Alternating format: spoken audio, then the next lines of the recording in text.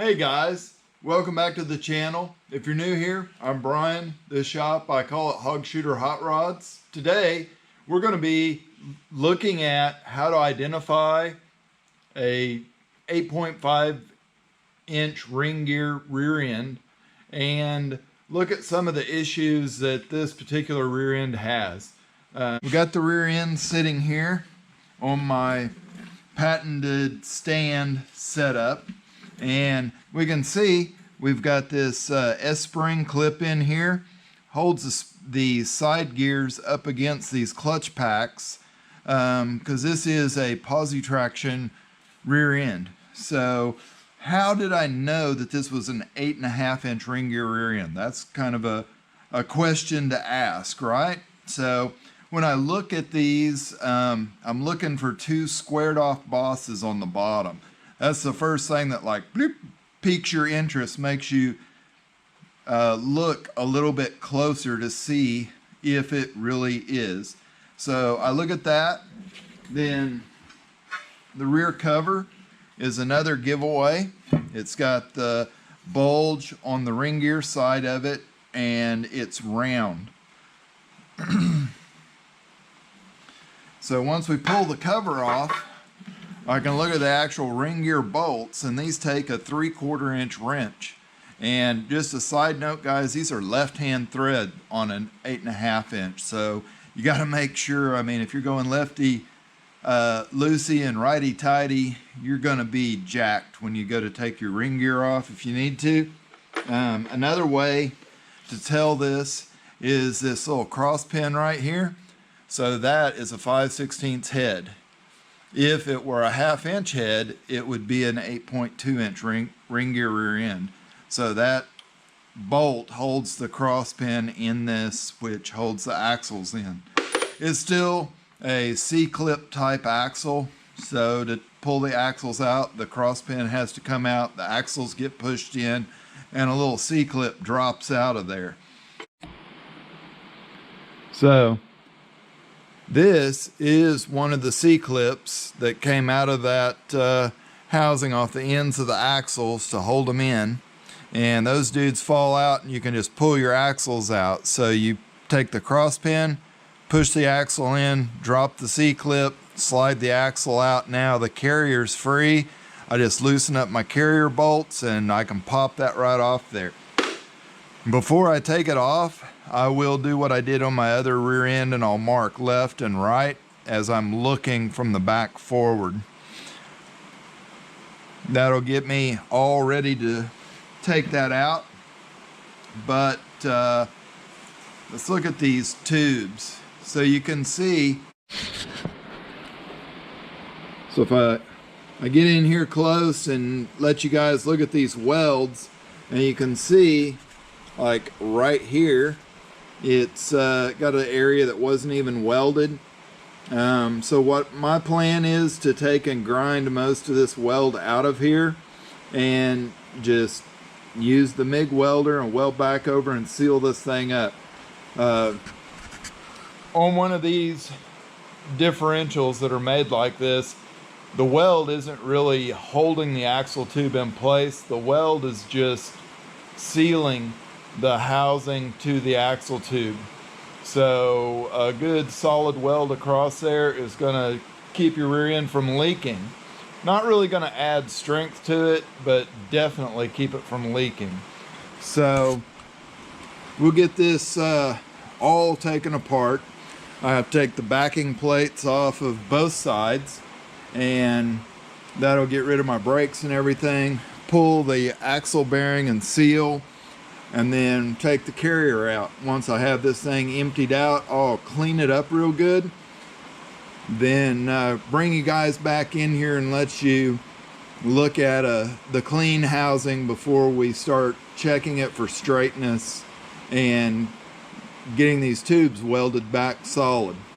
So there you go, folks. Well, George, he's giving her the CAT scan, checking it out. Yep.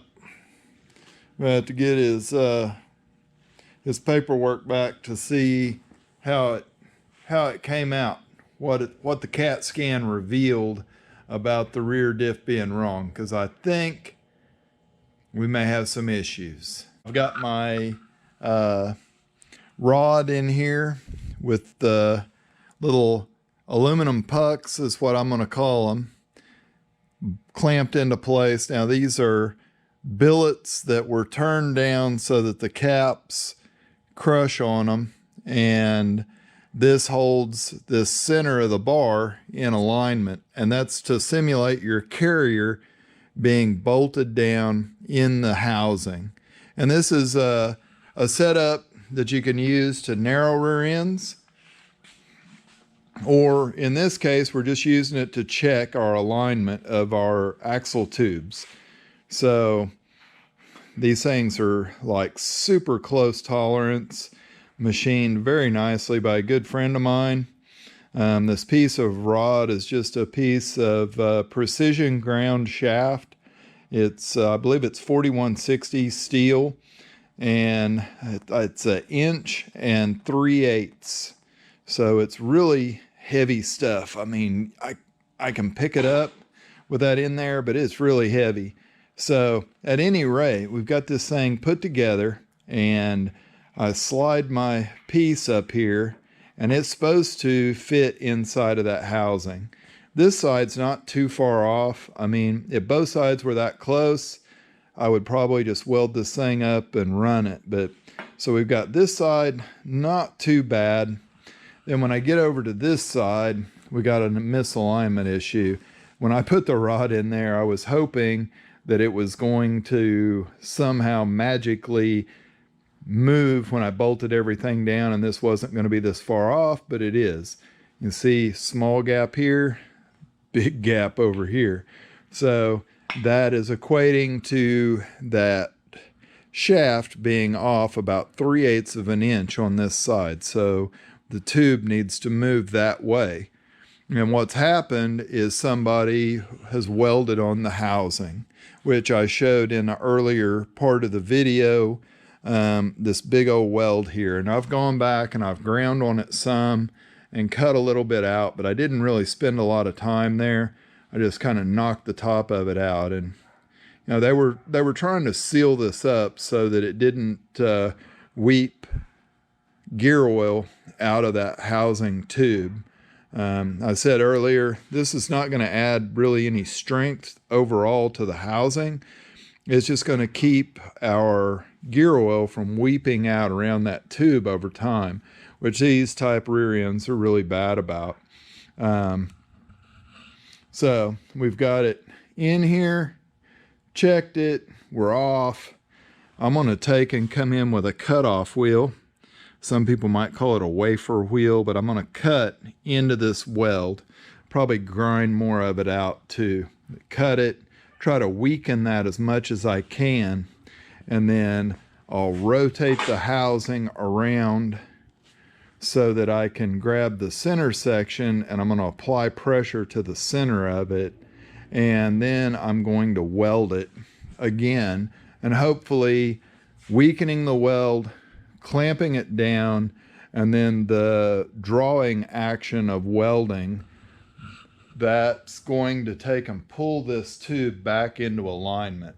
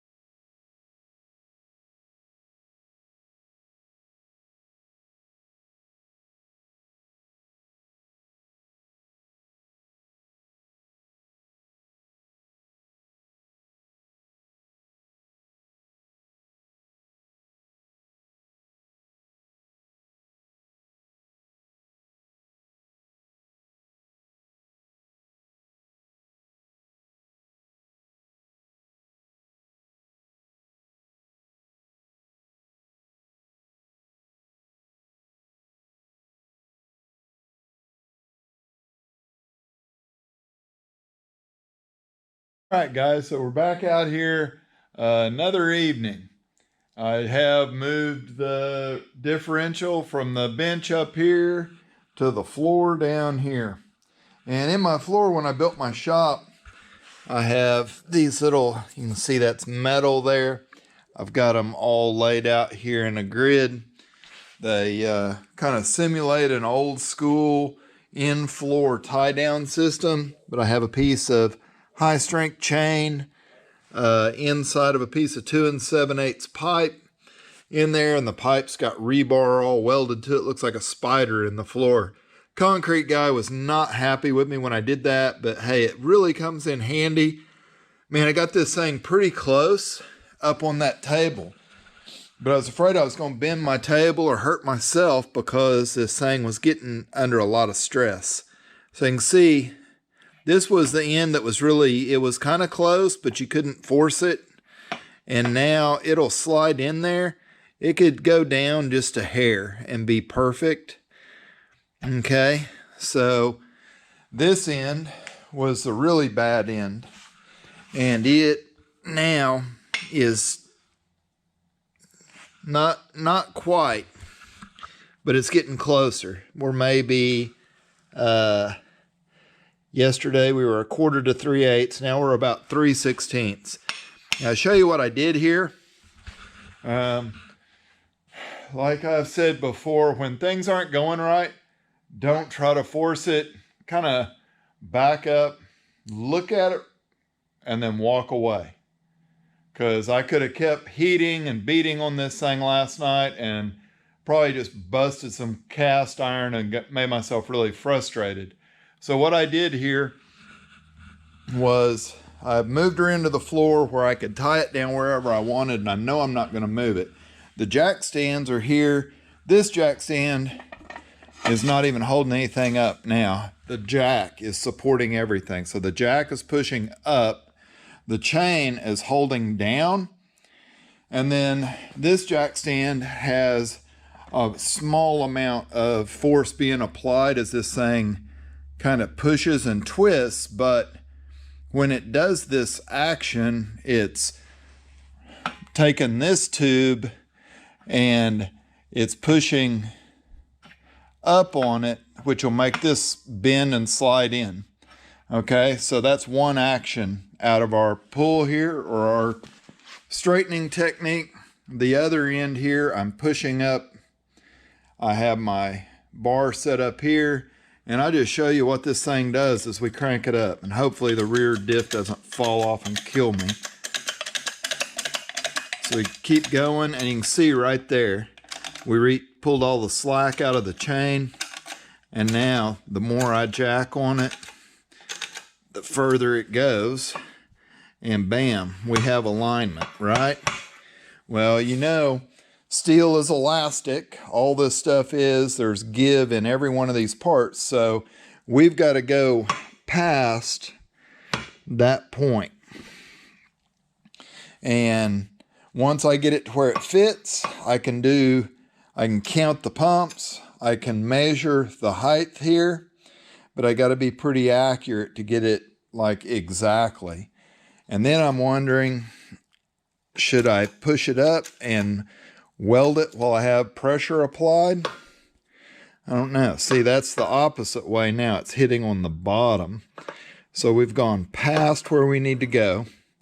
Let's take and back this off and see what it does. See that axle tube move? That's kind of cool.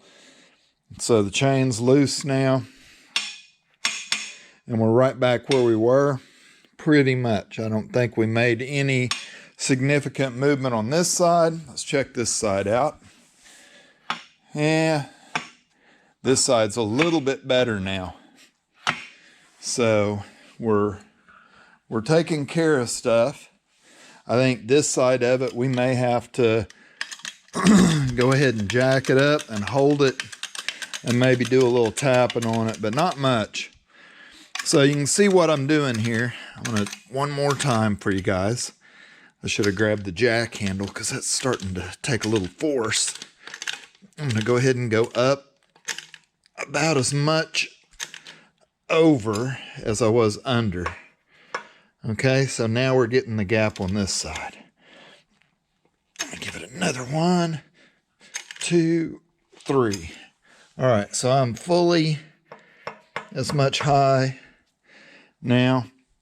So I'm going to back this down. This is the cool part. Watch this thing move. Oh yeah. So, and we're back down. The chain's loose again. So see, we're getting close. It's just not really wanting to stay. So I'm going to have to go get my jack handle, really jack this thing up.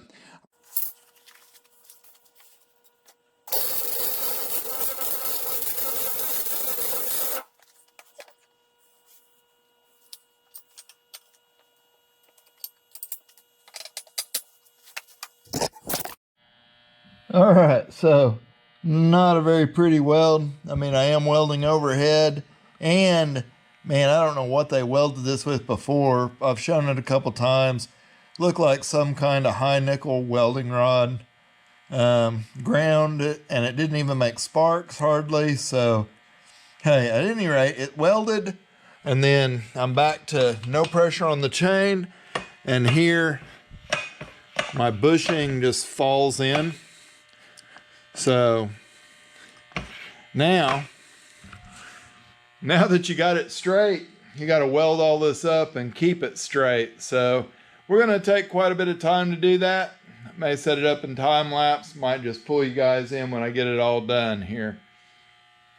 All right, guys, so I think I'm going to end this video now. I wanted to show you what the welds look like on these tubes before I grind everything down. It's not pretty, but you got to figure you're welding cast iron to steel, and then the amount of gear oil that is seeped in between there. Cast iron just soaks that stuff up. It's so porous. It was running stuff out of it. You can see kind of the look here. While I was welding this up, stuff was coming out. So I did take where the factory plug welds were, or rosette welds, wherever you want to call them, and I stitched back and forth, welded across to seal them up. Also sealed up around the tubes all the way. Of course, this is the top side. I made sure the bottom was good and welded. And then here's where the rosette welds were on the other side. This is my other tube here. So I will be grinding this and smoothing it up a little bit. I'm not going to worry about making it perfect because, hey, it's underneath the car, back at the back. I just want to get her all clean so I can paint it. First, we got to assemble it. So hopefully parts will come in so that I can get that done. And also, if you wanted to see the alignment here, this is the tube that was just barely off, and we got it where it slides in there nice now. This is the tube that was like, all right, and this side of the tube, it was the one that was 3/8 of an inch off. And I mean, we got this thing like super aligned. If I jam it in there, it still doesn't go into the bearing journal, but I measured the journal on this side, and it's about a 1/2 thousandths tighter than the other side. So my aluminum piece, it'll go in there if I use a hammer and I press it in, but I'm not going to do that because I hate beating on this stuff, and I want to be able to use it for a long time. Again, you can see the little aluminum pucks inside of here clamped down. Those bolts are torqued down. Yeah, so that's pretty much the way that all went, and the housing's nice and straight now. I will show you my setup here again. This is a piece of 3/8 high test chain, and you really can't see much down in there. It's got a grade 8 bolt going through a piece of heavy wall steel tube, and then I made these little caps out of pipe that would fit in there, and 1/8 inch steel. And I do have a grid laid out in my shop. See, so those set down. Your Your concrete finisher won't be happy when you want to do this, because it takes a lot of extra work to get that slab even across there. I've used a few of these through the years, but I haven't used them all. But you can see they're laid out every 4 feet across the floor here. There's another one there, and then there's another one over here, and one there. So it's basically, there's a ladder set up out here, and then I have other tie down points around the edge to be able to tie down and pull from. And I have a piece of 4.5 inch pipe set 5 feet down in the ground there that my vise is mounted on, but that's like something for main pull. You know, you just try to build everything thinking of what you're going to do in the future. I haven't used these pull pots very much, but man, when you need one, like holding that rear diff down to the floor, they're worth their weight, because I could never get it to stay put on this table. I mean, this table's only built out of 1.5 inch square tubing, so it would have bent my table all up trying to straighten that. I suppose you could use an I-beam or giant square tubing, anything. You could actually weld pieces and weld the housing down, but then you're risking warping the housing whenever you're doing your work. I did search all over looking at different videos of guys straightening rear ends, and they were everything from dudes that just, they had an idea, but the execution wasn't there, all the way up to guys that had so much equipment that yeah, they were professionals at it. I'm just a guy doing stuff in the back behind my house here shop, and I want my rear end to live for a long time. So hey, I'm going to go in and order the gears, the carrier bearings, all that setup stuff for this thing. And next video, we're going to be trying to get this dude assembled and the gears set up. So catch you on the next one.